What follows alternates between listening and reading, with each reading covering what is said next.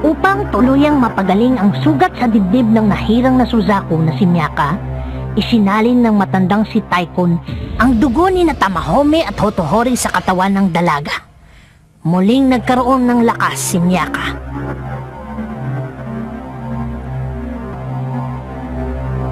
Pagkatapos gumaling, pinayuhan ni Taikon si Miyaka na isipin ang kanyang mundong iniwan upang makabuo ng lagusang mag-uugnay sa dalawang mundo at upang makabalik na rin siya dito. Nagtagumpay si Miyaka na makabalik sa kanyang mundo.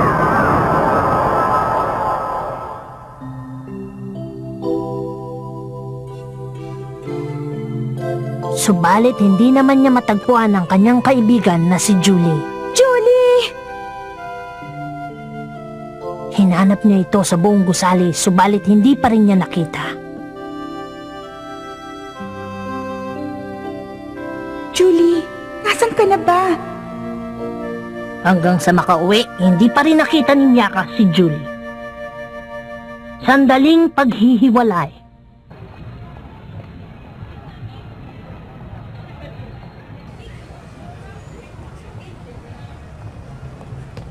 Teka, baka nakauwi na siya sa bahay nila.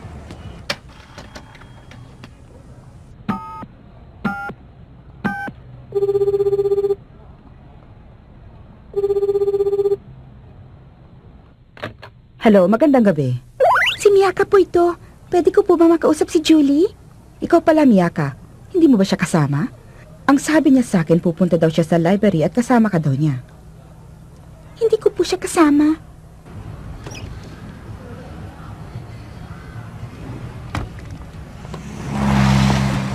Naman, wala pa siya sa bahay nila.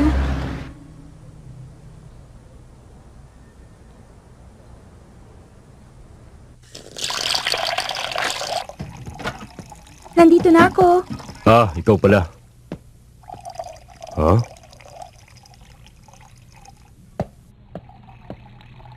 Kuya, Ano yun? alam mo ba yung aklat ng langit at lupa? Ano yun?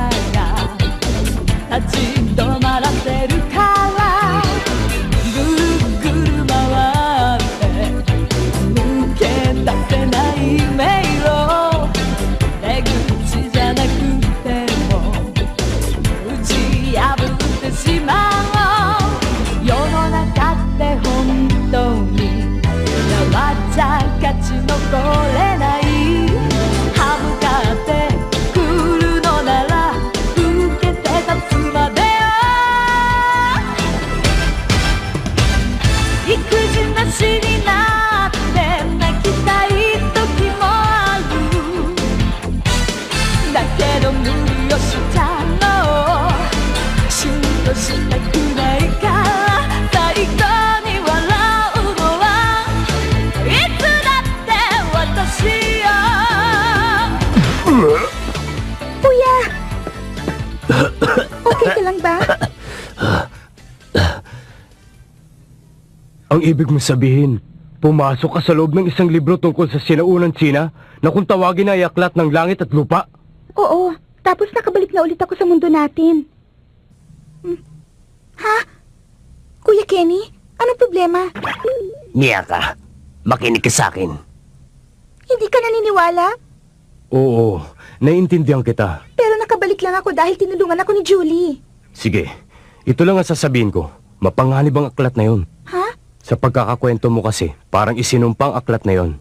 Parang yan yung ikinikwento ng mga pare nung maliliit pa lang tayo. Ganun ba? Palagay ko, ang aklat ng... Aklat ng langit at lupa. Palagay ko, ang librong sinasabi mo ay naglalarawan ng isang uri ng sining sa mahika. Mahika? Para bang aklat ng sumpa? Hindi naman yun aklat ng sumpa eh. Alam mo, Miyaka, ang mga batang katulad mo madali talaga nabobola. Sige na nga, kung yan ang paliwanag mo. Kung ang isang sumpa matagal nang iginawad, napakalakas ang epekto nito at sigurado mapanganib para sa lahat. Mapanganib?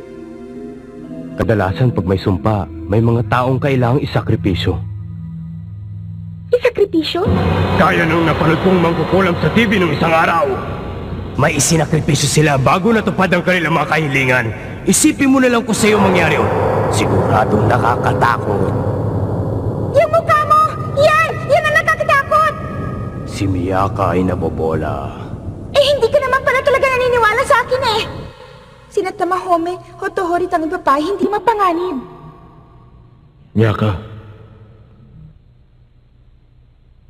Miyaka, alam mo ba kung anong pinapasok mong gulo? Ha? Ang finals mo, nag-aalala ng gusto sa'yo si Mama dahil malapit ka na magtapos sa high school. Pero kuya, Basta, kahit anong mangyari, huwag ka nang lalapit ulit sa libro na yon, maliwanag ba? Kalimutan mo na yan, okay? Nandito na ako! Huwag mo nang bigyan ng sakit ng ulo si Mama.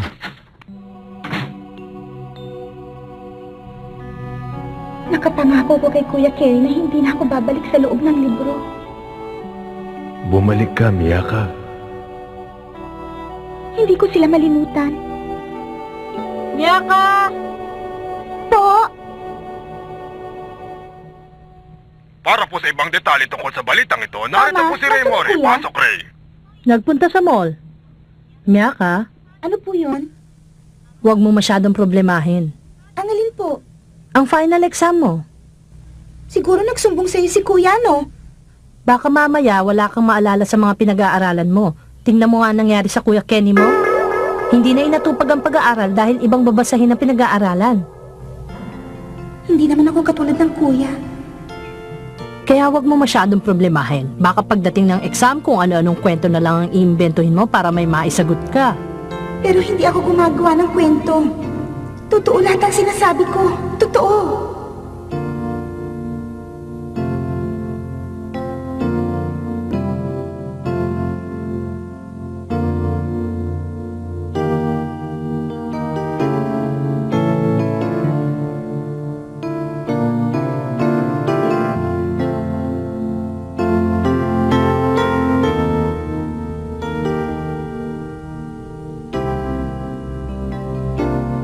Tamahome.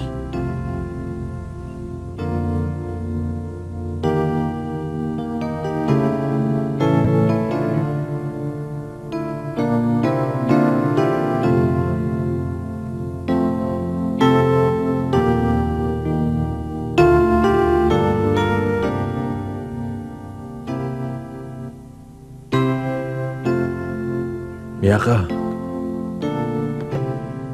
May problema ba? Miyaka? Tamahome! Tamahome!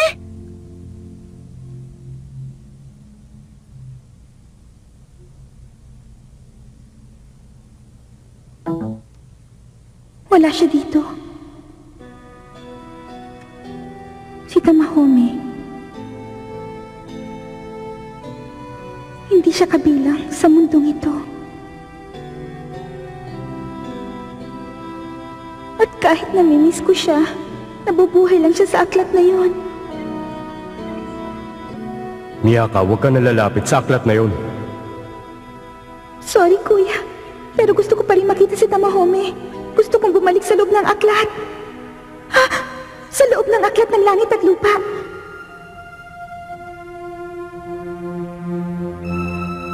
Baka si Julie.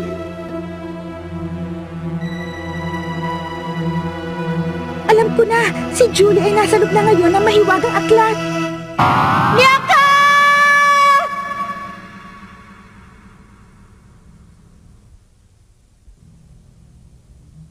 Nararamdaman ko na nandun nga siya.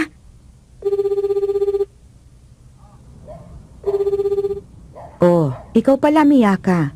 Wala pa siya hanggang ngayon. Palagi naman siyang tumatawag pag gagabihin siya ng uwi eh. Hanggang ngayon, wala pa rin si Julie sa kanila. Ang alam ko, magkasama kami pumunta sa library, sa silid na mahalagang literatura. Ngayon sigurado na ako. Kinuha si Julie na mahiwaga aklat bilang kapalit ko sa kabilang mundo.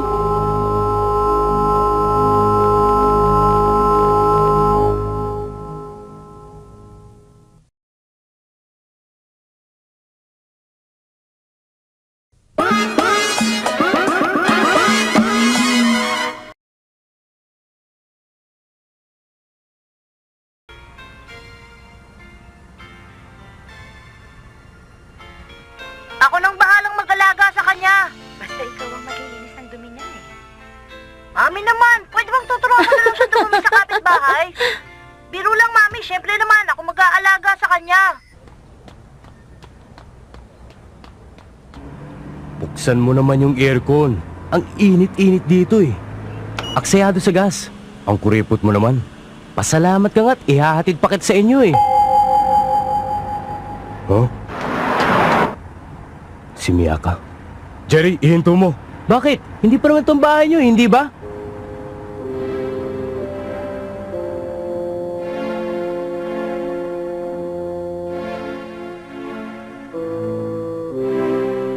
Wala na siya. Siguradong.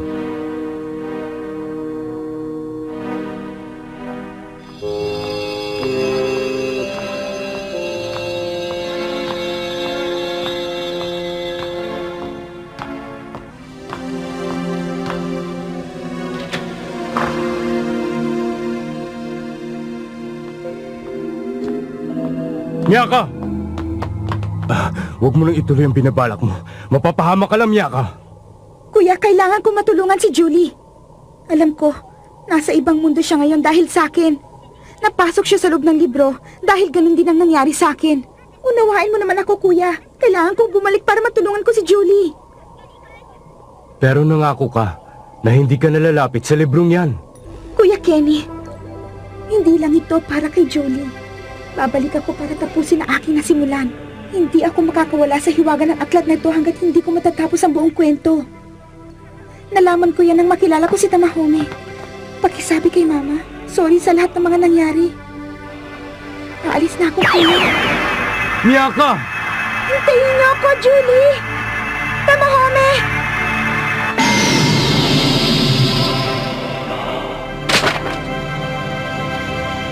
Imposible.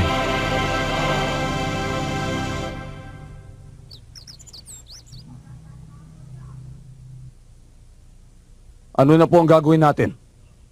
Wala nakabatid na mangyayari ang ganito. Kamahalan, mabuti na rin at nalaman natin. Ilang taon din tayo nakaranas ng kapayapaan. Labis na kapayapaan.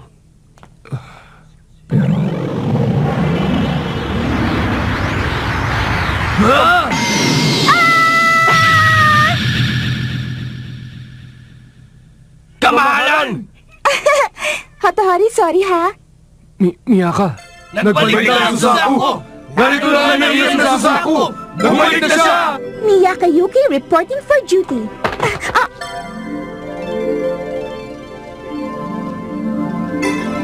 Matagal kitang hinintay. Hotohori, sabik na sabik siyang makita ko. Ano? 3 buwan nang nakalipas mula nang umalis ako dito sa inyo? Mabilis talagang lumakad ang panahon. Pero nang bumalik na ako sa mundo namin, sandali lang daw akong nawala. Ang tagal-tagal ko na rin kayong hindi nakita! Ano bang pinagsasasabi mo, Miyaka? 2 oras pa lang tayong hindi nakikita. Ha? Magkaibang takbo ng oras sa 2 mundong pinanggalingan ko. Marami ng gulong nangyari mula nang iniwan mo kami, Miyaka. Anong gulo yun? Miyaka, kailangan namin ng tulong ng nahirang na Suzaku. Tulong? Kailangan naming ipahanap sa'yo ang natitira pang 4 na tagapagtanggol ng Suzaku. Ha? Ano? Miyaka, maupo ka muna at makinig ka sa akin. Ha? Oo.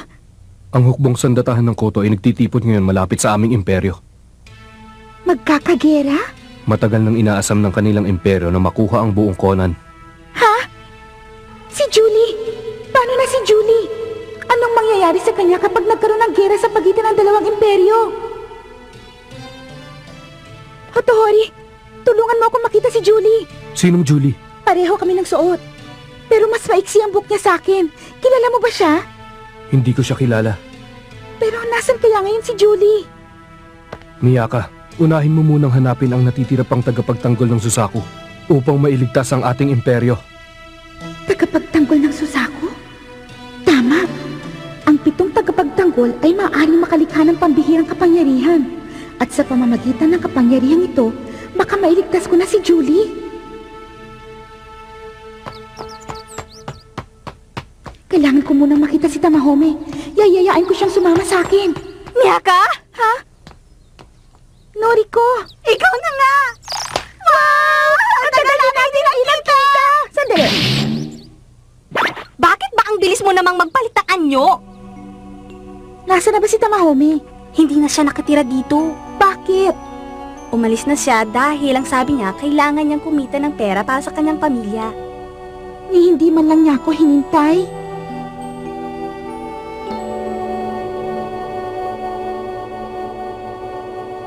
Ano ka mo? Pupuntahan mo si Tamahome? Oo.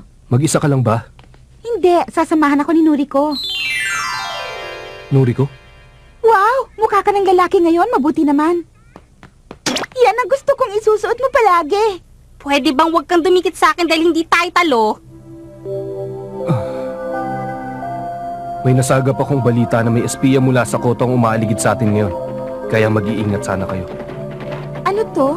Ito ang aklat ng langit at lupa para sa Suzaku. Dito mo lamang matatagpuan ang mga paraan upang makita ang 4 pang tagapagtanggol.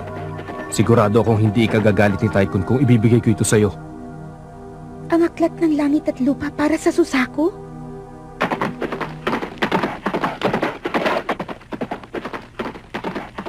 Ano bang problema ni Tamahome?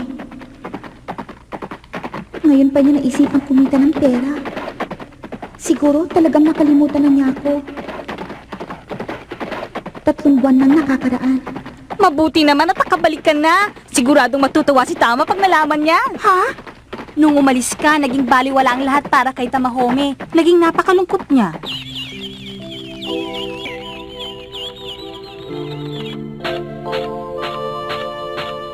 Plato na yan, Tamahome. Sana nakita mo itsura niya. Talaga?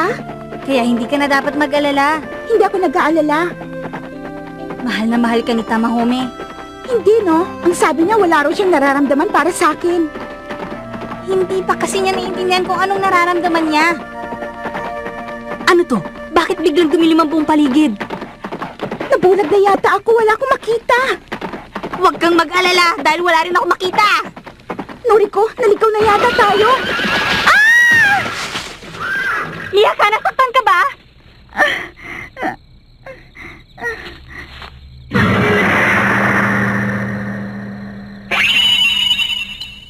Sino ka? Anong kailangan mo? Sabihin mo kung sino ka. Ha? Ang boses na yon. Ikaw si Miyaka. Tamahome. Miyaka. Ikaw na ba talaga yan, Miyaka? Ang tagal-tagal kitang hinintay. Parang 3 taon nang nakaraan at hindi 3 buwan. Tamahome. Miyaka.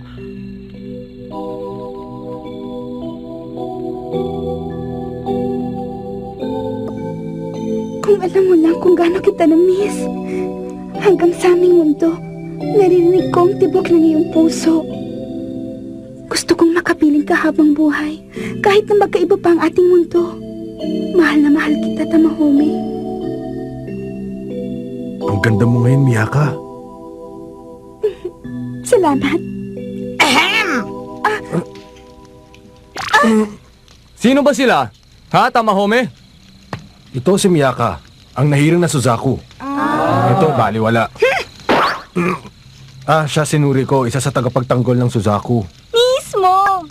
Alam niyo na siguro ang lagay natin laban sa Koto. Maraming espiyang lumalabas sa paligid. At delikado ito para sa lahat. Inupahan ako ng bayang ito para magbantay sa kanila.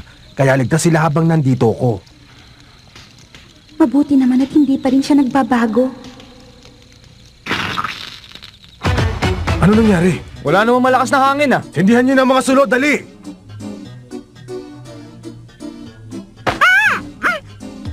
Mula sa dilim, lumabas ang mga mahiwagang kamay at dinukot ang dalagang nahirang upang maging Suzaku. Miyaka!